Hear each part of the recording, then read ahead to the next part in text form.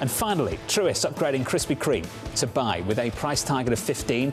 Analyst Bill Chappell saying Ozempic is not enough to weigh on the stock as people still like their sweets. And in the GLP-1 overhang has largely played out. The stock's up 1%. Bill joins us now. Bill, great to catch up with you. I've been looking forward to discussing this with you. Can I just pick up on that last point you made in that quote there, Bill, that ultimately the GLP-1 overhang has largely played out? What convinces you, Bill, of that?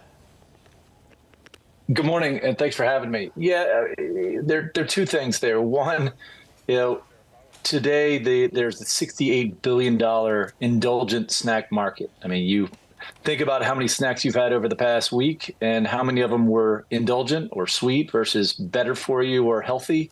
And I think you'll find that it's a very, very strong market and people still like their sweets. And Krispy Kreme is only about $1.5 billion of that. So less than 1% of the total market. So our belief is even if the pie does shrink over the next few years because of Ozempic or Wegovy or GLP-1s, there's still a lot of room for this company to grow.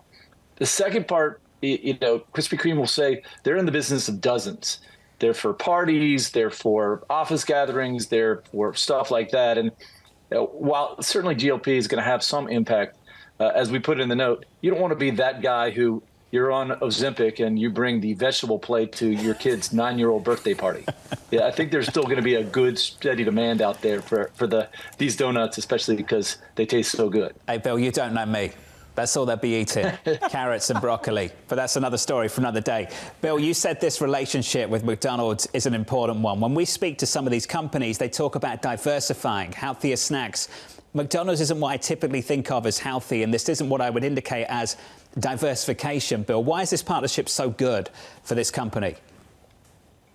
Sure, thanks. Two things. It's good for both companies. For McDonald's, they want to have something different on their menu. It's a treat. Again, it's an indulgence, much like you would have an ice cream cone at McDonald's or something like that, but throughout the day. And so it does diversify what you can offer. And again, we like to treat ourselves with something.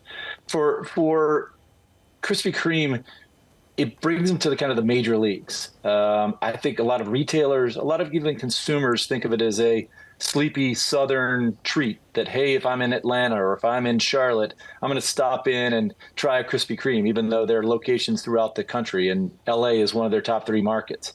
And so this makes it available to everyone.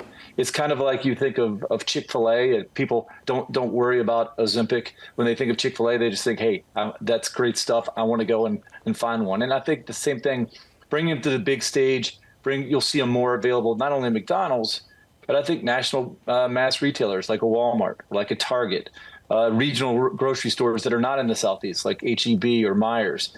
This opens a lot of doors for availability of Krispy Kreme. And again, these are not your old 7-day-old donuts. This is delivered fresh daily, tasting like a Krispy Kreme, like you just bought it from the store. Oh, this is killing me, John. I have to tell you that my first assignment when I was in Fargo, North Dakota, I was 22 years old, and there was a Krispy Kreme donut store that opened up, and people camped out for the privilege of being the first in the door to have the fresh Krispy Kreme donuts. Won't surprise the audience that you wanted to do an investigative piece. And you didn't just want to go down there and interview people. Yeah, I wanted to know what was in it, whether it was truly fresh. What was behind the lease for the store? Exactly. Whether the finances were solid. Bill, I am curious about, whether this is sort of a broader thing or whether you just love Krispy Kreme. I mean, basically, do you think that on a broader scale, the disruption from GLP-1 drugs has basically been borne out in the market? Or is this just basically you love Krispy Kreme? No. I mean, I think I cover several snack food companies and packaged food companies, and I think you can look to last August till today, and there's been just an overhang on the whole category. Now it feels like that's baked in, for lack of better puns, and I feel like it doesn't mean it isn't going to have an impact, but now there's a decent amount of the population that's on GLP-1s. They're acting the way they're acting. They're buying less, and you're seeing that in kind of packaged food volumes declining. And so I think you see that reflected in packaged food stocks. With Krispy Kreme, again, the stock is down, even despite the McDonald's relationship, down 20% year to date.